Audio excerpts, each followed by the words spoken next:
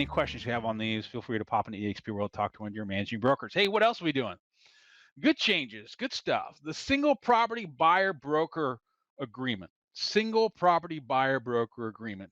eXp nationally has created a new form. The new form is a single property buyer broker. And the reason we created this form was to address situations where you're working with an internet lead and a buyer does not want to get into a long-term agreement with you, right? And we understand that. We've taken lots of feedback from our agents about that specific issue. And they're saying, we don't want to, we're working with buyers that we meet off of, Redfin or Zillow or whatever other, internet website.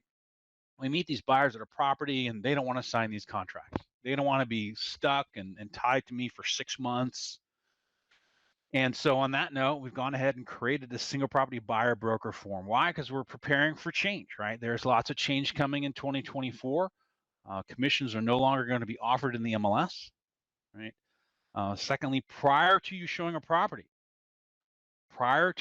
any property as a buyer's agent, you must have a buyer broker compensation agreement signed by the buyer.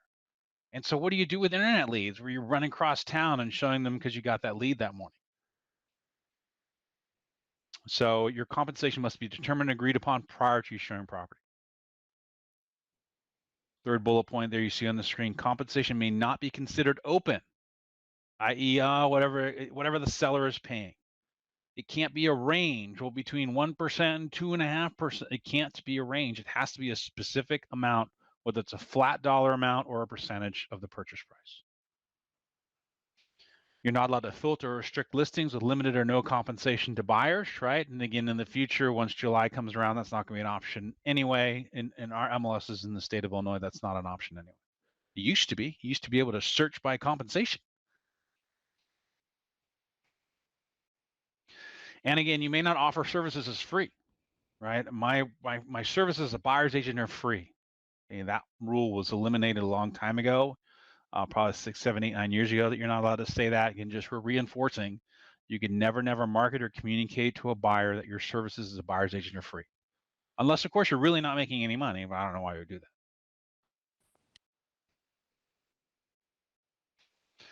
that.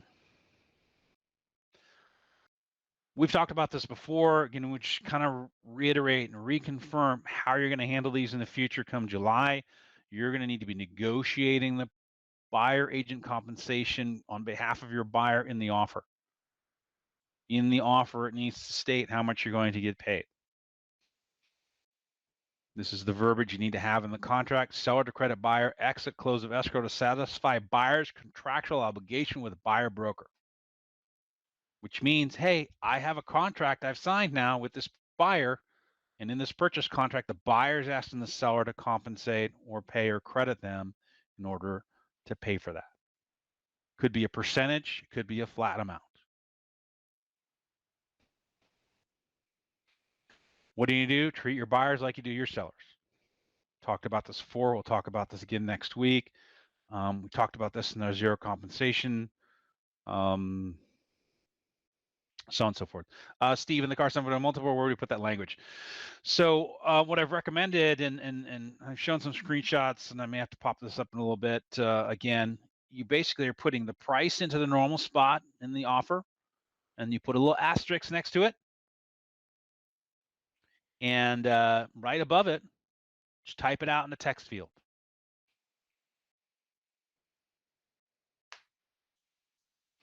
Dave, can we take less than what's on the buyer's contract? Yes, you can take less, but you cannot take more.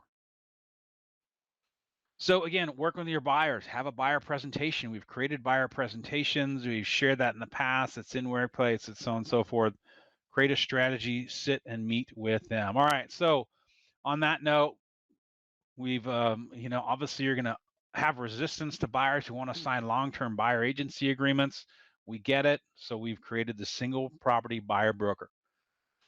And this form is primarily for buyers who don't want to be in a long-term contract with you. Maybe it's an internet lead. You're just running out, showing them a property real quick. So it's designed to assist you with a single showing and start a conversation with a potential buyer client. Buyer client. Yeah, typo there. It allows you and that buyer to start establishing trust, even just a little bit, having those quick conversations.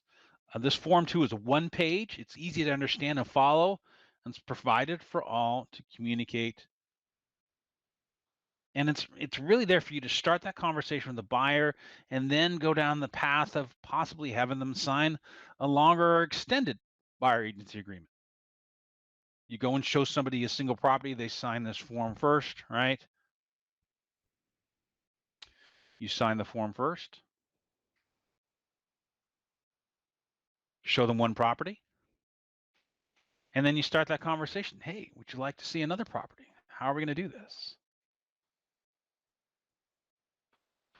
All right, so sharing the screen, the form as we have it, and this is again what eXp has created. As you can see, it is one simple one page. That's all, one page. This should be easy for a buyer to process. Email this to the buyer before you meet them to show the property if it's an internet lead.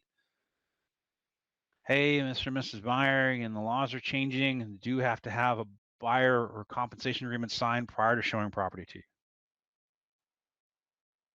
And we have a quick one pager I'm going to send over to you for you to take a look at. I need that signed before we meet and look at the property. Should be for a short term. Sharing a link in the chat box to this for you to download, but I'll also show you where you're going to be able to find this. So it's really basic. It's simple. Number one, the property. Number one, as you can see here, again, this could be specific to one property.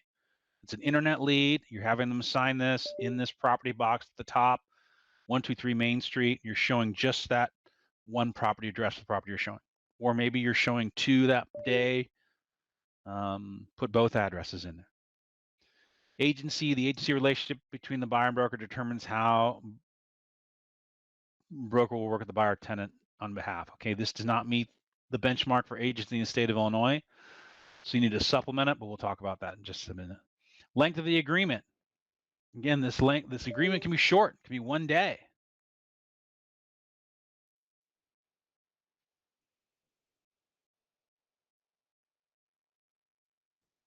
Okay, Katrina, that was interesting. Yeah, it's just for 1 day. It could be one for 1 day. It could be for 2 days. This agreement should begin on the date last signed by the broker and buyer and will automatically end on, it could be the next day. So Fran, question in the chat box, if they don't want to sign a time frame agreement, we can do a single property form for each one we show. Yeah, absolutely. Absolutely. It would only be for 1 day. I see if they come up with a form for open houses. Not sure what that form would be for, but this could be a form. And if you're a listing agent, right, and a buyer walks in to your open house and says, I'm underrepresented, you have two options. You know, you can have them sign a notice of no agency, and you're not getting paid to represent that person, or you can have them sign this form, right? Or you can have them sign the regular Illinois Association of Realtors buyer agency agreement for 1 day. But you know, ultimately, I foresee this being Zillow internet leads. Sure, open houses. This is quick and easy. It's a great point, and it's quick. It's easy. It's one page. You're a buyer. You're seeing this property. If you're interested in buying it, and I need to sign this. Again, this length of the agreement could be 1 day. It could be 1 week. It could be 30 days. I don't know. But even if it's specific to one property and it's for 30 days, it still only refers to this property.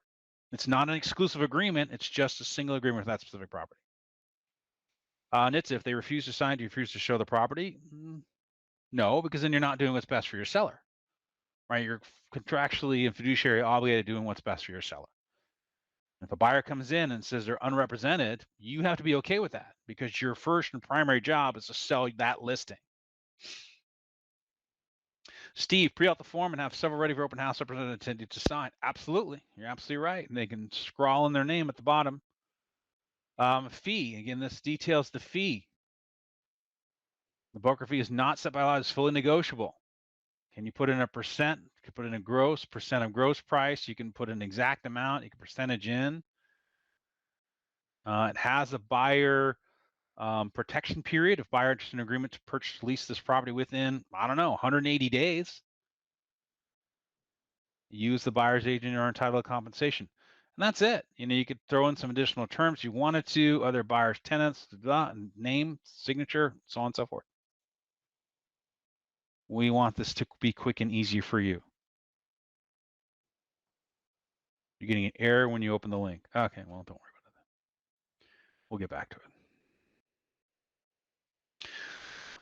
Okay, why we created this form, single property buyer release update. How are we doing on time? Okay, we're good on time. This, again, this form has been designed to assist buyers with their first reach out to an agent and understand the fee for service. Again, this just kind of gets you into the basic understanding of how it all works. And it really starts to make the buyers comfortable with signing these.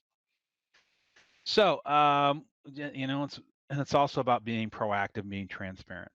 What if buyers want to look at more than one property? Great. You can put 2 property addresses on there. You can use 2 different forms. I think as buyer's agents, you're getting into a space where you may have to just keep a stack of these in your car. That's okay. eXp has created a more extensive, long, like 2-page one that we can talk about. We've talked about in the past, is available. But again, this is really primarily, it's a great use of like internet leads, quick, short-term buyer agency contracts. Yeah, could be great for an open house when someone comes in. So I've shared a link into the chat box of the FAQs. Let me see if there's something exciting on this that we should cover.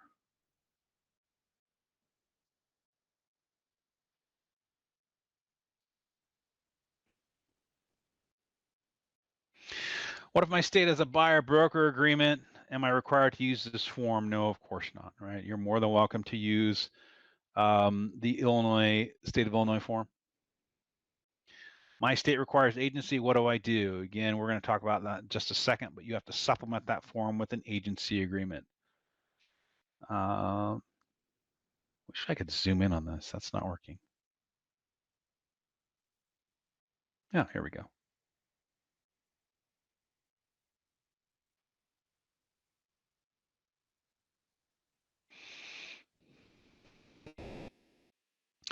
What if my state as a buyer broker? Am I required to use this form? No. Please use your state form if you prefer. My state requires agency. What do? You have to supplement this form with the Consumer Guide to Agency in the state of Illinois. We'll talk about that in just a second. How long should I put for the length of the agreement? Again, you're an independent contractor, your decision. Could be for a day, could be a week, a weekend, 30 days, whatnot.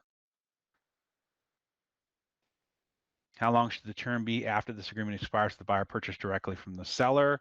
Again, that's that broker protection period. That's up to you to determine as an independent contractor. All right, this says the broker fee will never exceed the amount below. What if the seller is offering a bonus to a buyer's agent? Well, per the antitrust settlement, you can not get more. The fee can never increase. All right, are retainer fees allowed? Yes, you can get prepaid from a buyer. We talked about this in the past as well. We do have that more long form eXp buyer representation agreement that you're going to use that has the retainer information there. Here's your question, Nitsa. Is this required for open houses? Look, if you're holding the property open for your seller, you will not need to establish a buyer broker agreement as you represent the seller, right? First and foremost, you represent the seller. However, if you choose to, the buyer asks for representation and you want to be paid for those services from the buyer, you must have a signed buyer brokerage agreement with that buyer as well. Unless, of course, you've established in writing with the seller that you get paid X% if you only represent the list side. You get Y% if you do dual agency or represent both sides.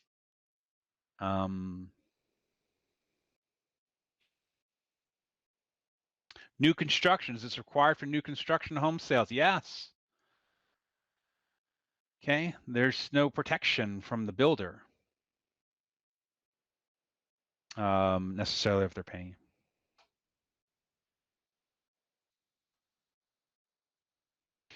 Nanya, can retainer fees be paid to eXp through deposit link? Not yet. We are working on that, getting that put into place. We're just having, putting together some of the technical issues around it. It's around the same process as is, because we're starting to take rental commissions with it. So we are working on that. All right, keys for success. It must be signed with your state agency form. Okay, the state agency form. For those of you that, it doesn't really make sense for you to sign, the state agency form for us at a minimum is the Consumer Guide to Real Estate Agency in Illinois. This is that 1-page document that does not need to be signed by the buyer. You could have them sign it. if you like. That's probably better just to cover yourself. But this is the one where you as the agent sign it, that you've delivered it to the buyer, whether it's through email or in person. Details, guide to agency in Illinois, what you can and can't do, and what your responsibilities are. So this must be supplemented with that. Must have a time limit for length of work. You're going to be establishing your fee for the property you're showing if they should purchase it. Consider sending it to the buyer in advance of showing it. Also consider meeting somewhere other than the property for a quick review and debrief. Hey, Mr. and Mrs. Zillow Lead, totally understand you want to take a look at this property. I'm going to email you this buyer representation agreement and compensation agreement right now. Let's meet at the Starbucks down the street real quick for 30 minutes and just kind of talk about that so I can explain this to you and have an understanding of how this works. Then we'll go over to the property. You need to detail your value and protect your commission. Hey, great tip here. Create a video, explain the process of this form and why buyers will need to sign something with any agent. Any agent show them a property, right? We have to explain this, and we're at the forefront of this process nationally as a whole, right? The big brokerages are doing things. A lot of these smaller brokerages just don't understand. And you're going to get people that say, oh, well, I don't need to do this, or my other agent doesn't make me do this.